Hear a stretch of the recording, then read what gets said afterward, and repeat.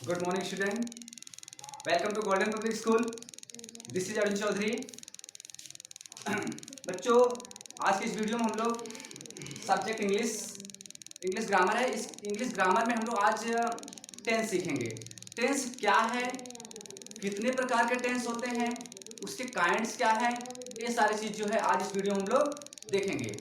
जिन बच्चों को टेंस समझ में नहीं आता वो बच्चा हमारे इस वीडियो में शुरू से अंत तक जरूर बना रहे, जिससे कि टेंस उसको समझ में आ जाए. और निश्चित रूप से मैं बता रहा हूँ, अगर शुरू से अंत तक ये वीडियो हमारा देखोगे निश्चित रूप से आपको समझ में आ जाएगा कि टेंस क्या है, टेंस किसे कहते हैं. ठीक है, चलो हम लोग स्टार्ट करते हैं. देखते हैं टेंस. टेंस मीन क्या होता है? टेंस मीन होता है काल. टेंस मीन क्या होता है? काल. ध्यान दो. टेंस मीन क्या होता है? काल. काल मीन क्या होता है? समय. क्या होता है? समय. टेंस मीन काल, काल मीन समय. यानी कि समय कितने प्रकार के होते हैं या काल कितने प्रकार के होते हैं, टेंस कितने प्रकार के होते हैं, हम देखेंगे. टेंस आप लोग भी जानते हो टेंस कितने प्रकार के होते हैं. There are 3 types of tense. Past tense, present tense और फ्यूचर टेंस. यानी 3 होते हैं. देखते हैं हम लोग. या प्रेजेंट से स्टार्ट करो. प्रेजेंट टेंस, उसके बाद पास्ट टेंस,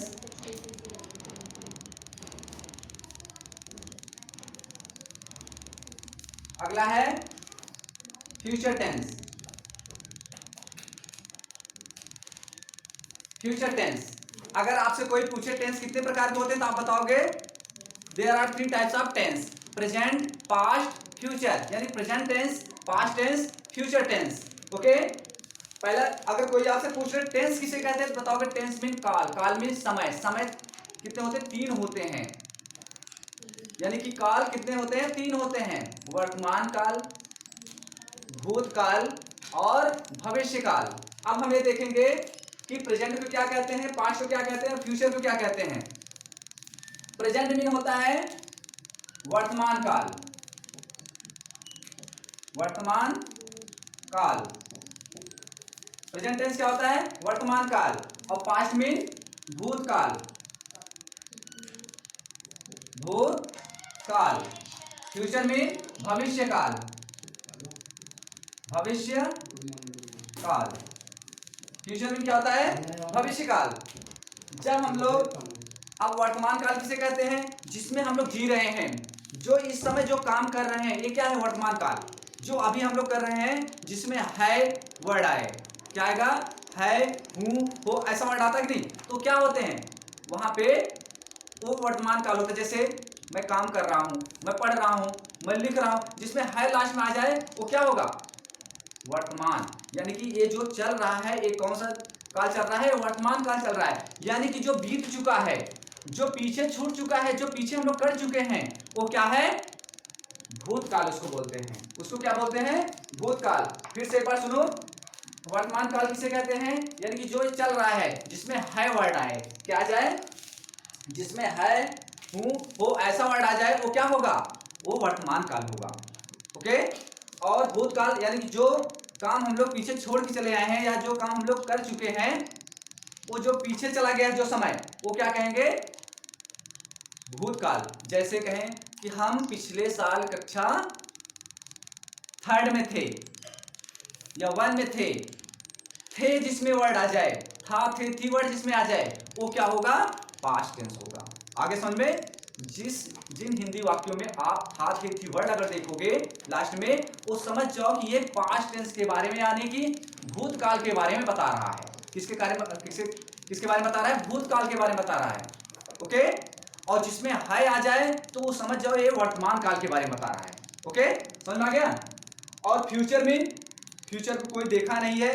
यानी कि जो हम लोग प्लानिंग करते हैं कि आगे भविष्य में हम ये करेंगे, कि आगे चल के हम लोग ये काम करेंगे. मुझे स्कूल यानी कि मैं कल स्कूल जाऊंगा या मैं ये काम करूंगा, जिसमें गा के कीवर्ड आ जाए लास्ट में हिंदी वर्ड में, वो समझ जाओ कि ये जो है भूतकाल के बारे में बात कर रहा है, सॉरी किसके, भविष्य काल के बारे में बात कर रहा है। ओके, आगे की वर्ड किसका बताएगा, भविष्य काल के बारे में बताएगा, समझ में आया।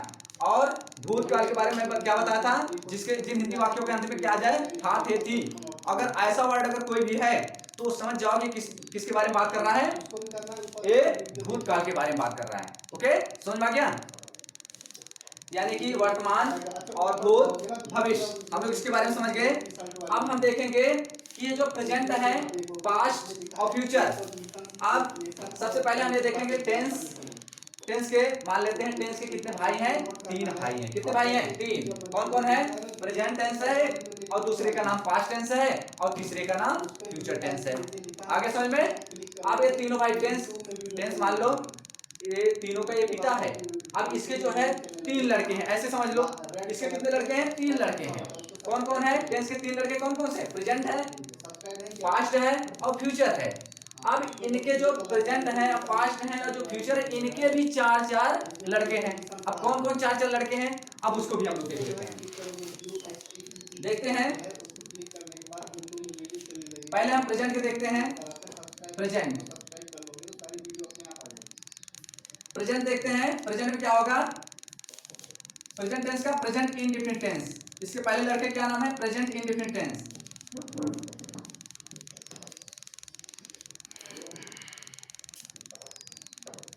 Present indefinite tense. दूसरे का present continuous tense.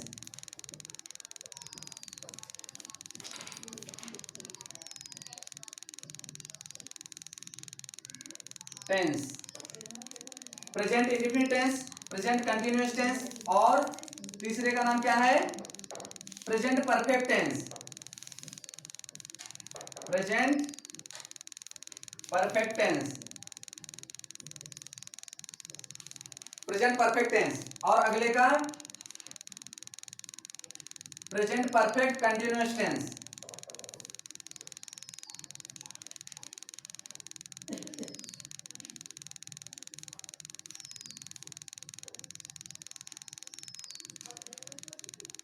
Present perfect continuous tense. अब याद रखना, मैंने बताया टेंस, मान लो ये तीनों के पिता है। टेंस क्या है, तीनों के पिता है। इसके कितने, टेंस के कितने लड़के हैं, 3। कौन कौन से, present tense, past tense, future tense. ये इनके तीनों लड़कों का नाम है। अब ये देखो, जो प्रेजेंट टेंस है इसके 4 लड़के हैं। कौन कौन है, प्रेजेंट इंडेफिनिट टेंस, और present continuous tense, present perfect tense, और प्रेजेंट परफेक्ट कंटिन्यूअस टेंस। अब ऐसे इनका भी नाम है। जहां पे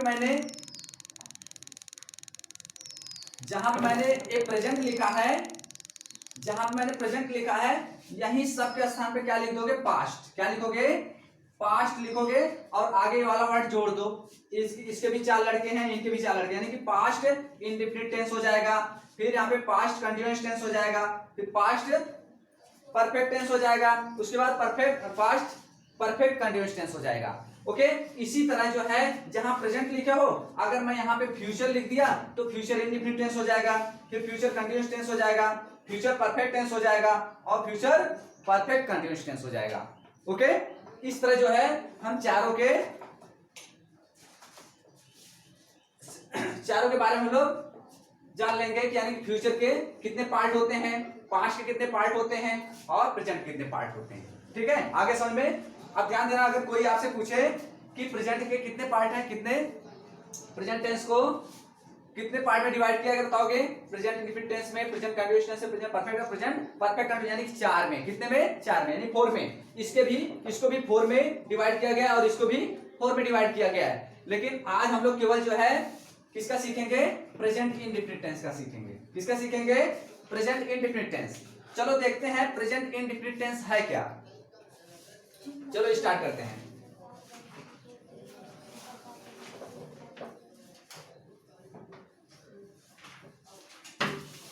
सबसे पहले देखते हैं प्रेजेंट इंडेफिनिट टेंस का पहचान।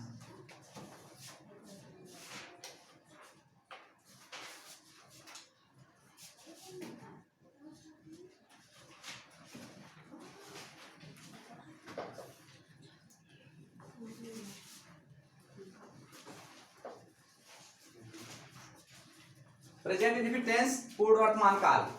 प्रेजेंट इंडेफिनिट टेंस क्या है इसको हम देखेंगे। पहले इसका पहचान देखते हैं, कैसे पहचानेंगे कि यह प्रेजेंट इंडेफिनिट टेंस है। देखते हैं इसका पहचान।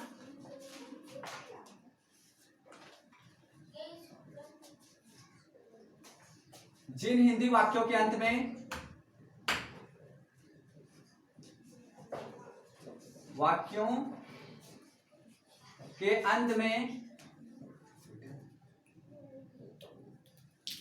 ता है, ती है,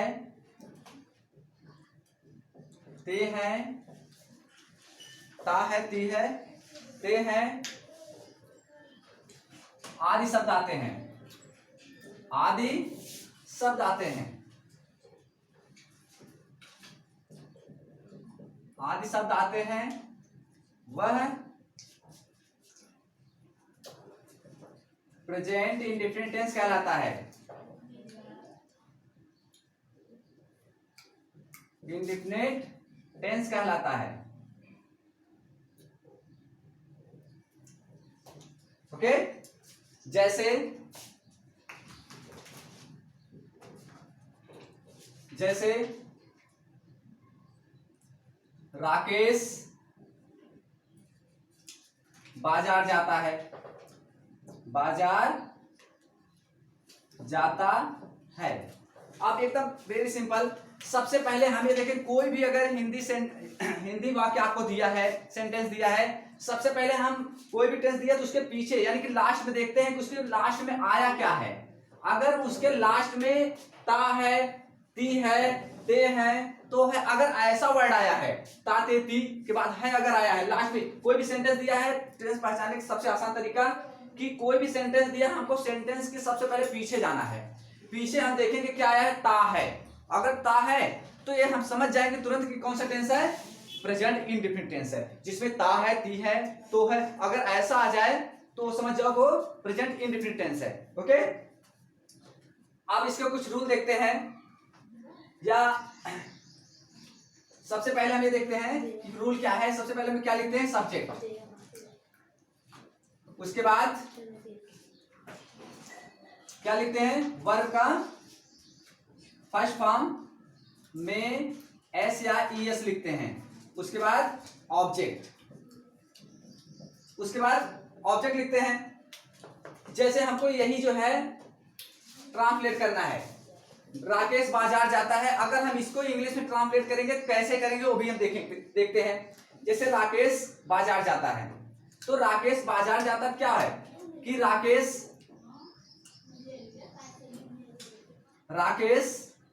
जाता है। सबसे पहले मैं रूल समझो, सबसे पहले स्टार्टिंग वाले वर्ड आपको लिखने हैं, उसके बाद पीछे से आगे की तरफ बढ़ना है।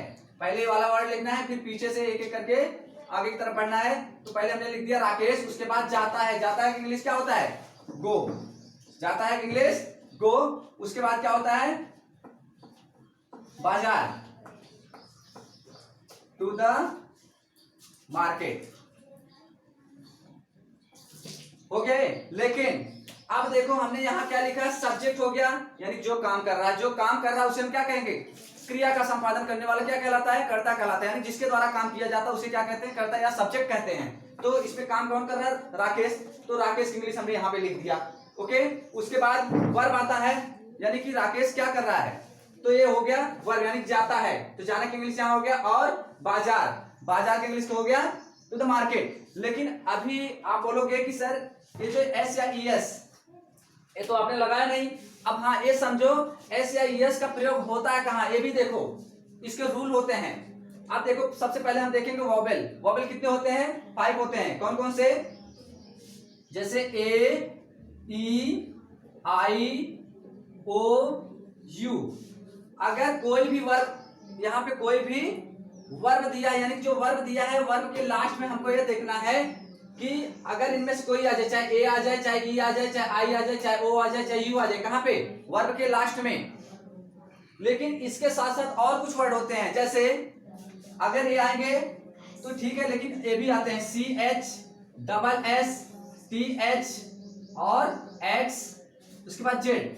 अगर इनमें से कोई भी वर्ड यहाँ पे आते हैं वर्ब के लास्ट में, तो आप जो है क्या लगाओगे यहाँ पे ईएस का प्रयोग करोगे। क्या करोगे, इसके साथ आप ईएस लगाओगे। ओके, अदरवाइज अगर इनके अलावा दूसरा कोई वर्ड अगर आ जाता है वर्ब के लास्ट में, वहां पे आप क्या लगाओगे, एस लगाओगे। मान ली क्या लगाओगे, एस लगाओगे। समझ में आया? अगर वर्ब के लास्ट में, फिर से एक बार देखो, अगर वर्ब के लास्ट में ओ, यानी कि वर्ब के लास्ट में ए आ जाए, यहां जहां पे ओ है, अगर चाहे ए आए या ई आ जाए या आई आ जाए या ओ आ जाए या यू आ जाए या सी एच आ जाए या डबल एस आ जाए, टी एच आ जाए, एक्स आ जाए, जेड आ जाए, इनमें से कोई भी वर्ड अगर यहाँ पे आता है, आप क्या लगाओगे, ई एस का प्रयोग करोगे। ई एस क्या है, यह सफिक्स है। अगर कोई पूछ भी लिया ई एस क्या है, ये क्या बोलोगे, सफिक्स है। यानी कि प्रेजेंट इंडेफिनिट टेंस को हम लोग क्या लगा के बनाते हैं, सफिक्स लगा के प्रेजेंट इंडेफिनिट टेंस का ट्रांसलेट करते हैं। ओके, अब जो यहाँ पे ई एस लग गया।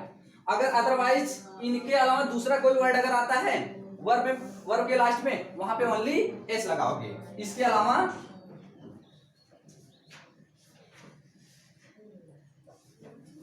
अलावा अगर दूसरा कोई वर्ड आ जाता है,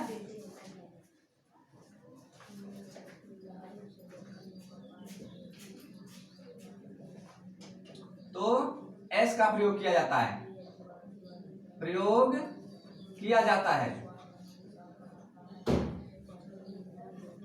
तो अब बताओ हम यहाँ क्या लगाएंगे, अब यहाँ पे हम लगाएंगे ई एस। अब आपका जो है सेंटेंस सही है। ओके, समझ आ गया? एक और हम देख लेते हैं। सपोज अगर हम यहाँ पे ऐसे लिखते हैं कि तुम बाजार जाते हो, तुम बाजार जाते हो, तुम बाजार जाते हो।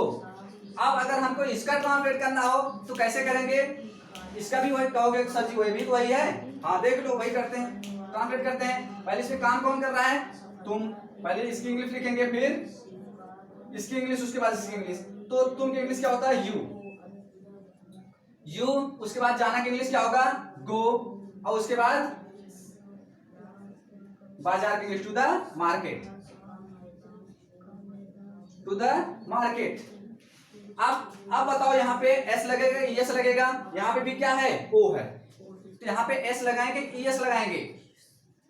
अब यहाँ पे हम ये देखेंगे कि न तो यहाँ पे एस लगेगा ना एस लगेगा। क्यों नहीं लगेगा, अब ये भी समझ लो। देखो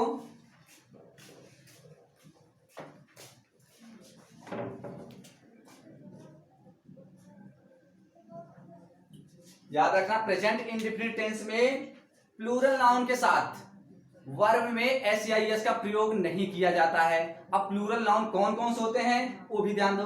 कुछ मैं यहाँ पे लिख देता हूं और वो भी अब इंडिकेट कर देता हूं कौन कौन से प्लूरल नाउन होते हैं। जैसे अगर यदि सब्जेक्ट प्लूरल नाउन हो तो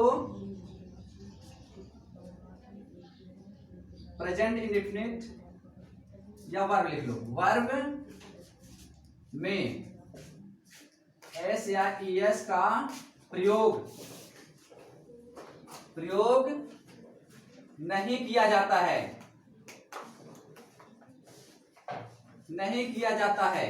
अब देखो, अब कौन कौन से प्लूरल फॉर्म है, प्लूरल नाउन है। जैसे आई हो गया, अब बोलोगे आई जो है सिंगुलर नाउन है, तो हाँ आई जो है प्रेजेंट, आई जो है सिंगुलर नाउन है, लेकिन आई जो है वर्ब, हेल्पिंग वर्ब जो है प्लूरल का लेता है। आई के साथ भी आप जो है इसमें प्रेजेंट इंडेफिनिट टेंस में आई के साथ जो है आप एस या एस का प्रयोग नहीं करोगे। ओके, आई हो गया, उसके बाद वी, दे, यू, या जहां पे एक से ज्यादा लोग हों, जो जहां पे एक से ज्यादा लोग, जैसे कहा जाए बच्चे मैदान में क्रिकेट खेलते हैं, बच्चे मैदान में क्रिकेट खेलते हैं, बच्चे बहुत सारे बच्चे हो गए, तो इसमें जो है वर्ब में एस या एस का प्रयोग नहीं करोगे। ठीक है, अगर जहां पे आई आ जाए, वी आ जाए, दे आ जाए, यू आ जाए, अगर सब्जेक्ट बन के यहां पे, तो वर्ब में एस या एस का प्रयोग नहीं करना। ओके, आया समझ में? या जहां पे ज्यादा लोग हों वहां पे जो वर्ब में एस या एस का प्रयोग नहीं करना। और दूसरा, अब जो है एस का प्रयोग किसमें करना है वो भी देख लो, जो सिंगुलर नाउन होगा, जैसे ही, सी, इट, नेम, सिंगुलर नेम हो, तो यहाँ पे जो है आप ईएस का प्रयोग करोगे, एस या ईएस का प्रयोग इसमें करोगे जब ये सब्जेक्ट बन के आएंगे। ओके, समझ में आया? चलो एक आध और देख लेते हैं, एक आध सेंटेंस।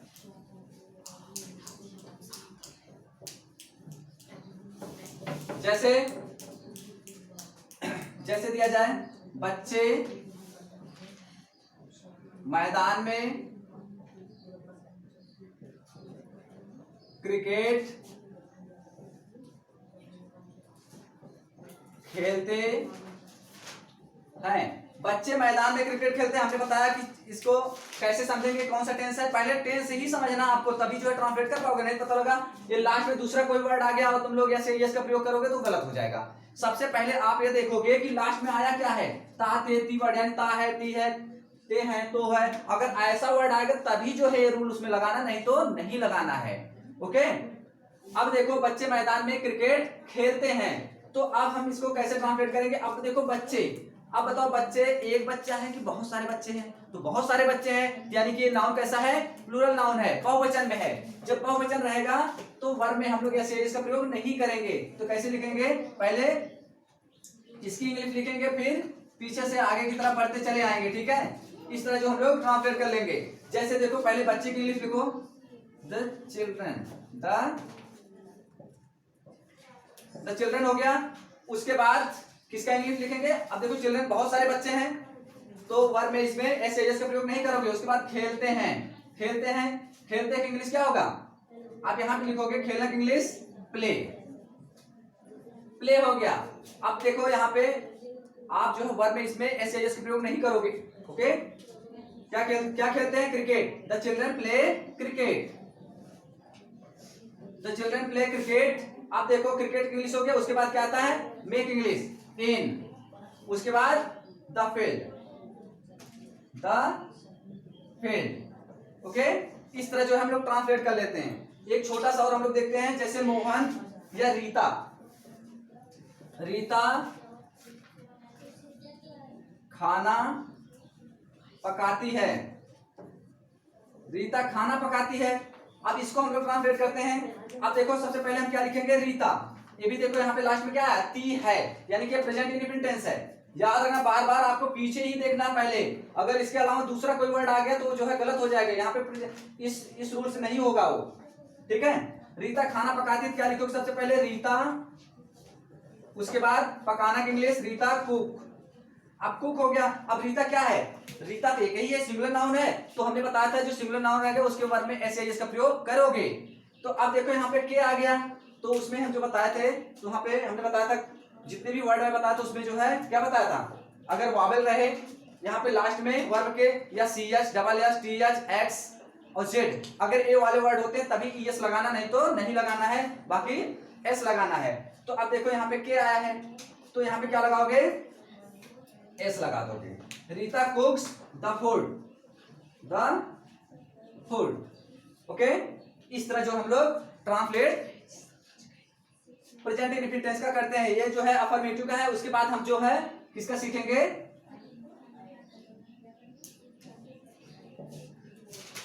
अफर्मेटिव सेंटेंस है, प्रेजेंट इंडेफिनिट टेंस का अफर्मेटिव सेंटेंस है। इसके नेक्स्ट वीडियो में हम लोग इसके निगेटिव, इंट्रोगेटिव और ये सारी चीज हम लोग सीखेंगे। ओके, अगर आपको ये वीडियो मेरा पसंद आया हो, लाइक और सब्सक्राइब जरूर करें। Okay, thank you. देखो क्या हाल चाल।